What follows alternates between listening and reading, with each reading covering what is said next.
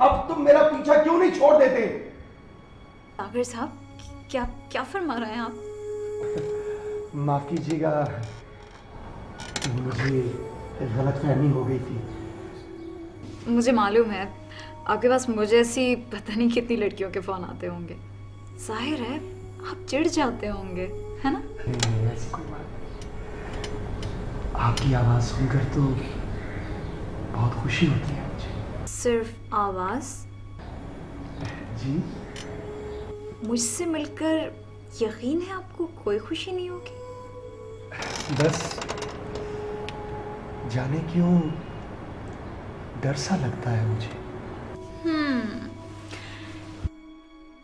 यही कि मेरी सूरत मेरी आवाज से मुख्तलिफ होगी। जी? वैसे डोंट यू वरी, मैं अपनी आवाज ही की तरह हूँ। खूबसूरत? ये आप पे छोड़ती हूँ, मिलकर फैसला कीजिएगा। मुझे आपसे मिलकर यकीनन बहुत खुशी होगी। तो कब होगी ये खुशी? जल्दी, बहुत जल्दी।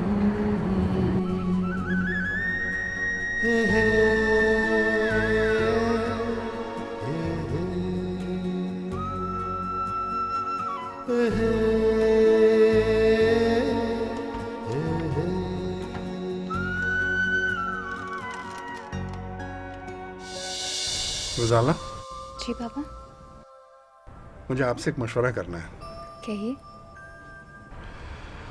बेटा, आपकी वालदा की गैर मौजूदगी में मुझे आपसे ये बात करनी पड़ रही है, क्या बात पापा? आपकी शादी के बारे में। पापा, मैं भी आपसे यही बात करने वाली थी। क्या मतलब? पापा, अगर मामा होती तो मैं ये उनसे कह सकती थी। बेटा, मैं आपकी दोनों जरूरतें पूरी करता रहा हूँ। पापा, एक्चुअली मैं एक फिल्म डायरेक्टर से बहुत इम्प्रेस हूँ और उसी से शादी करना चाहती हूँ। बेटा, शादी जिंदगी का एक बहुत इंपॉर्टेंट फैसला है, ये कोई फिल्मी सिचुएशन नहीं है। पापा, आप जानते नहीं हैं वो कितने टैलेंटेड हैं।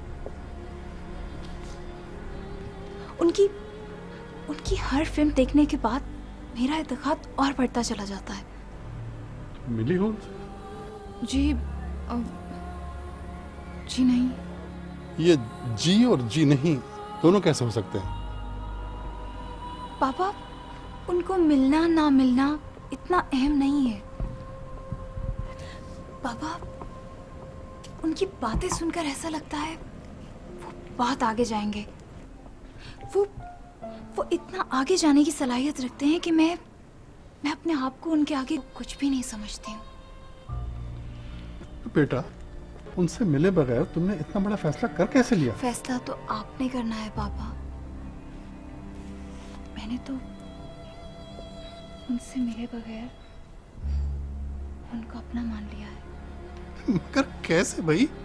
पापा, ये जो इंटेलेक्चुअल किस्म के लोग होते हैं ना, इनकी पूरी पर्सनालिटी इनकी तख्लीक में आया होती है।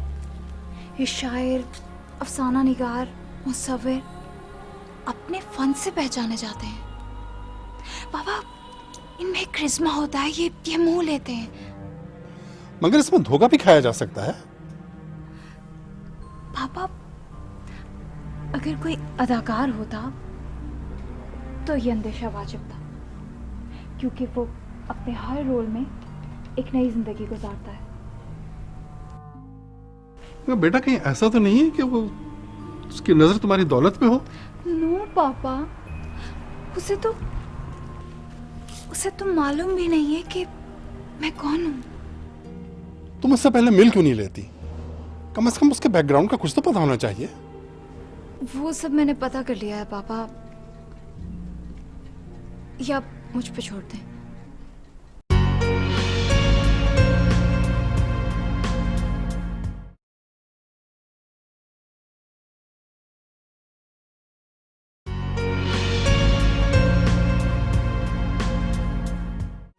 हर सुबह एक शराब लिए,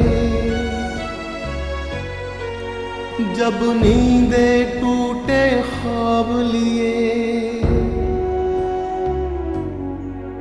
अंदर का शोर तूफान लगे, जब हर अपना अनजान लगे, डरो उस वक्त से। बेटा, सागर से मिलने के बाद मुझे अंदाजा हुआ है कि वो जिंदगी भर दौलतमंद आदमी नहीं बन सकता। लेकिन पापा, मुझे यकीन है कि एक दिन शोहरत की बुलंदियां सागर के कदम जरूर चूमेंगी और उसके मुनफरिद आइडियाज की लपेट में ये पूरा माशरा होगा। बेटा, आइडियाज की रस्सी से जिंदगी के मजबूत पहियों की गाड़ी को नहीं खींचा जा सकता। शोहरत हो तो दौलत खुद ब खुद आ जाती है। बेटा, मैं तुम्हारी इस बात से बिल्कुल इत्तेफाक नहीं करता। मेरे पास आए दिन टीवी और फिल्म के आर्टिस्ट आते हैं, अपनी मुफलिसी का रोना रोते हैं और 10,000 का बैनर लेके चले जाते हैं।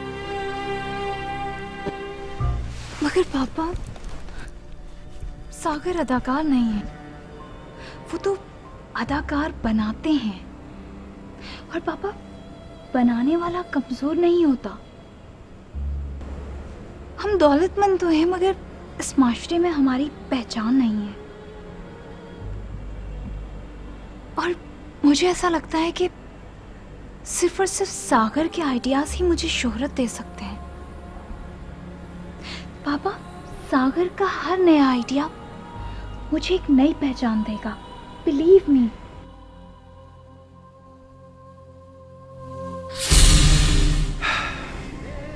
किस्सा मुख्तसर, गजाला मेरी बीवी बनकर मेरे फ्लैट में आ जाती है।